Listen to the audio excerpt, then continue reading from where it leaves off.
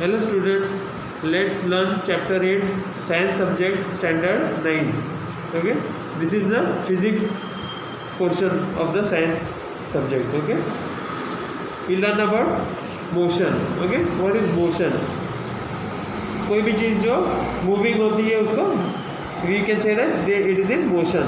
Okay, planet, stars, galaxies वो सब motion में, बर्ड्स उड़ते हैं वो भी मोशन में बोला जाता है, जो फिश स्विम करते हैं उसको भी मोशन में बोला जाता है. Cars also move, they are also said to be in motion. Okay, anything that is moving is said to be in motion. Okay, हवा भी is in motion. How we can say that? धूल उड़ती है, बाद में पत्ते उड़ते हैं, ठीक है, झाड़ जो हिलते हैं, तो हम लोग को मालूम पड़ता है कि the wind is also in motion. Okay, अभी हम लोग देखते हैं कि सूरज उगता है, सनसेट होता है, बाद में सीज़न चेंज होता है. पहले अभी क्या चल रहा है? Rainy season. उसके बाद क्या आएगा? Winter season. मतलब सीज़न चेंज होता रहता है. ठीक है, ये क्यों होता है?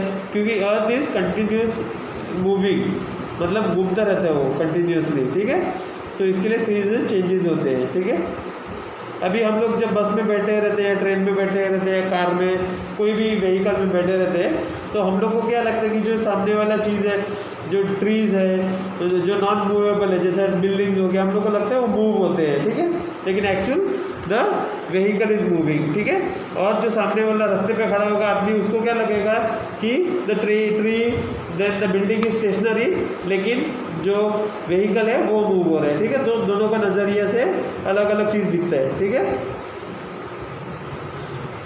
Some motions are complex, some objects में move in a straight line. ठीक है, कोई कॉम्प्लेक्स होता है, मतलब अभी हम लोग आगे समझेंगे वो. ठीक है, अभी ये समझ लो, पहले स्ट्रेट मोशन का समझ लो.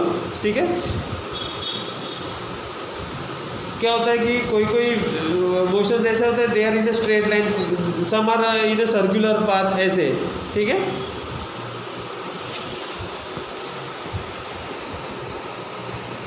बाद में let's learn about describing motion.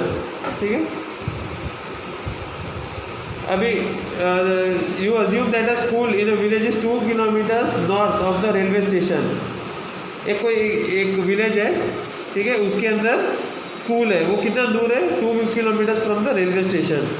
ठीक है, मतलब हम लोग ने जो स्कूल का पोजीशन है वो फिक्स कर दिया, 2 किलोमीटर्स है वो रेलवे स्टेशन से. ठीक है, railway station is the reference point, क्योंकि वहाँ से हम लोग मेजर करेंगे. ठीक है, कितना मेजर करेंगे? 2 किलोमीटर्स. ठीक है, we could have also chosen other reference points accordingly to our convenience. मतलब जैसा जैसा कन्वीनियंस है वैसे हम लोग रेफरेंस पॉइंट चूज कर सकते हैं. To describe the position of an object we need to specify reference point called the origin. मतलब इधर ओरिजिन क्या हो गया? Railway station.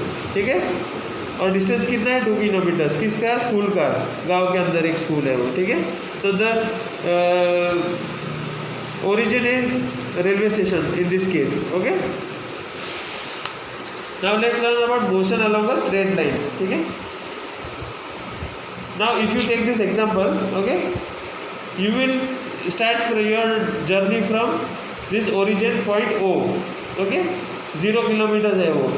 पहले तुम सी पॉइंट पे जाओगे, वो 25 किलोमीटर दूर है ओ से. ठीक है, उसके बाद और आगे बढ़ोगे, वहाँ पे क्या आएगा? पॉइंट बी आएगा 35 किलोमीटर से. समझो यहाँ पे तुम नाश्ता करने रुक गए. ठीक है, यहाँ पे तुमको 25 किलोमीटर पे कोई मिल गया, वहाँ स्टॉप हो गया तुम्हारा जर्नी. फिर वही रूट पे आगे गए, वहाँ पे नाश्ता करने रुक गए, फिर आगे गए तुम्हारा डेस्टिनेशन पे. Destination is at O which is 60 kilometres from O.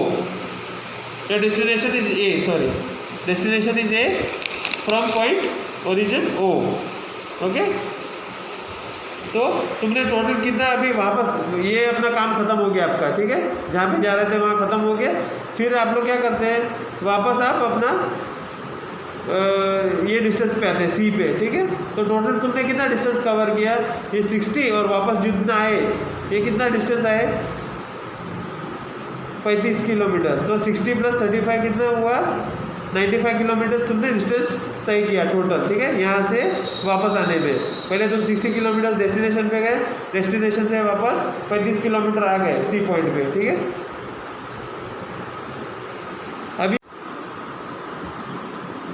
Now this distance which is covered, okay, it is the displacement. In this case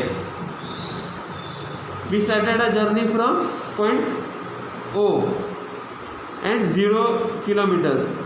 We went to a destination which was 60 kilometers from O, ठीक है, and we came back 35 kilometers to point C, ठीक है.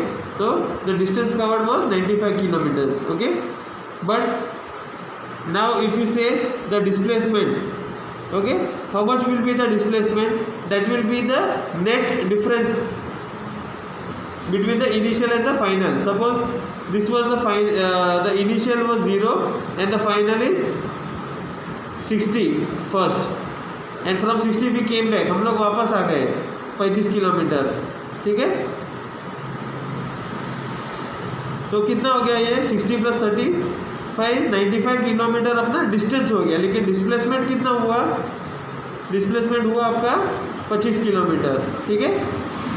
खाली तुम लोग net 25 kilometre travel किया ऐसा बोला जाता है, उसको क्या बोलते हैं? डिस्प्लेसमेंट. मतलब योर कार और the vehicle in which you are travelling has displaced 25 metres from the original position, ठीक है.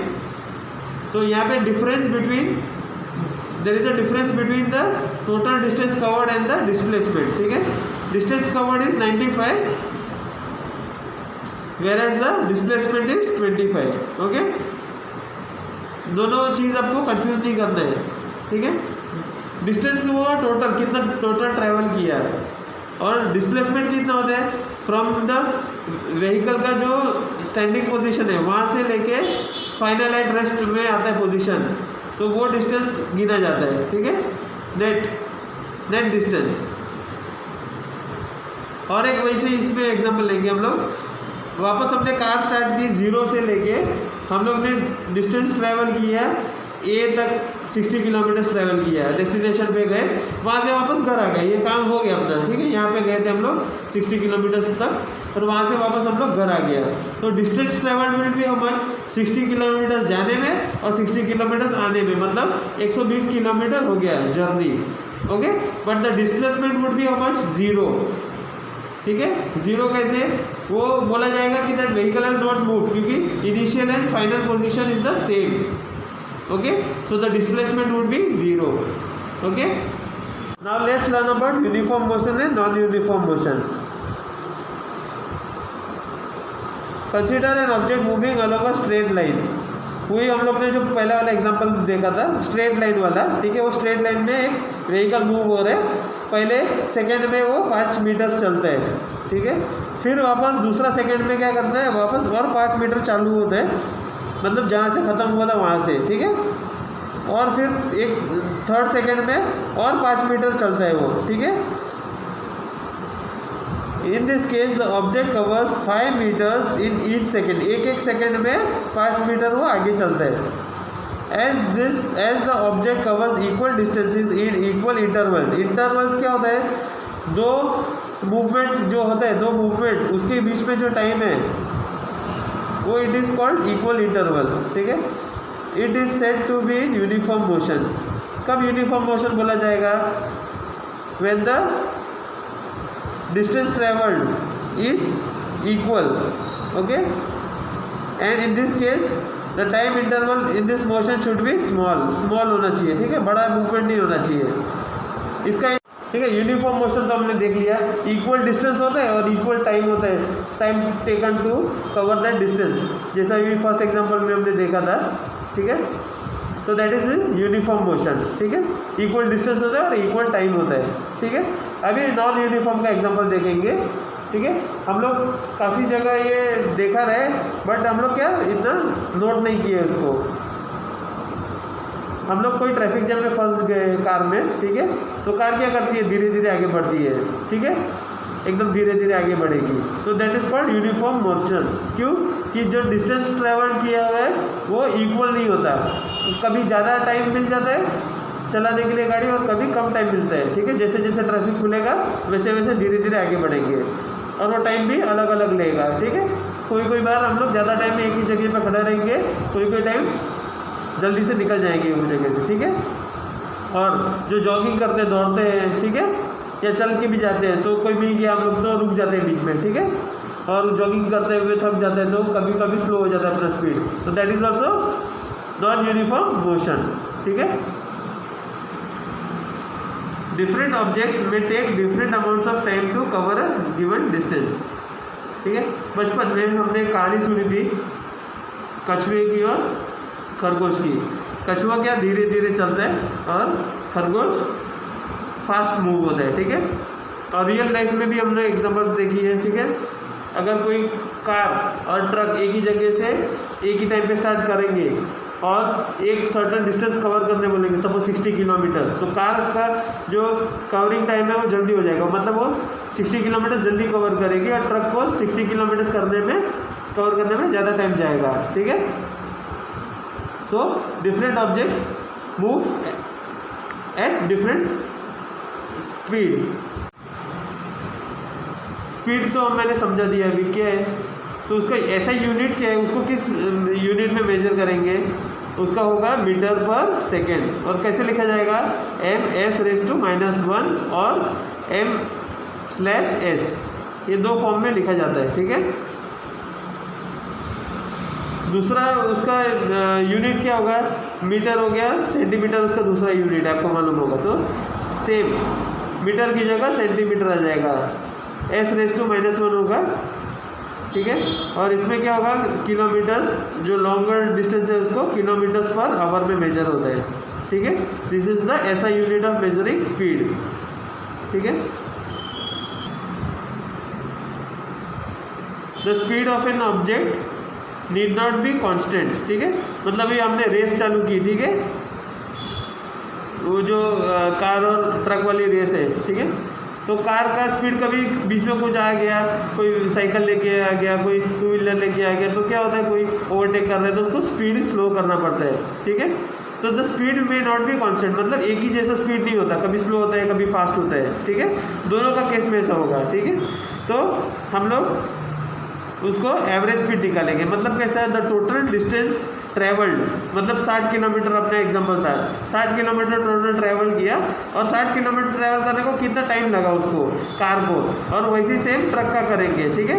तो उसका फॉर्मूला क्या बनेगा एवरेज स्पीड का, total distance travel divide by total time taken, ठीक है।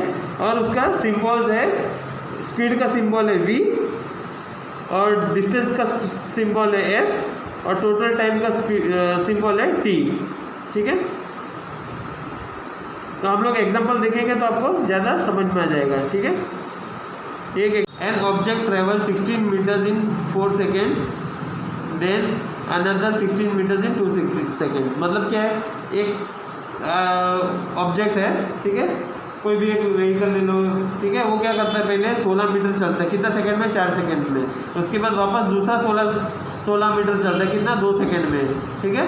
What is the, to find out the average speed, we have to add the total distance traveled and divide by the total time taken, okay. Here in this case the total distance traveled is 16 meters and again it has traveled 16, so 16 plus 16, 32 meters it has traveled and total time taken is 4 seconds plus 2 seconds, that is 6 seconds. So when we divide total distance divided by total time taken, we get average speed and the unit is meter per second. So therefore the average speed of the object is 5.33 meters per second. You can write this as meter s raised to -1, okay.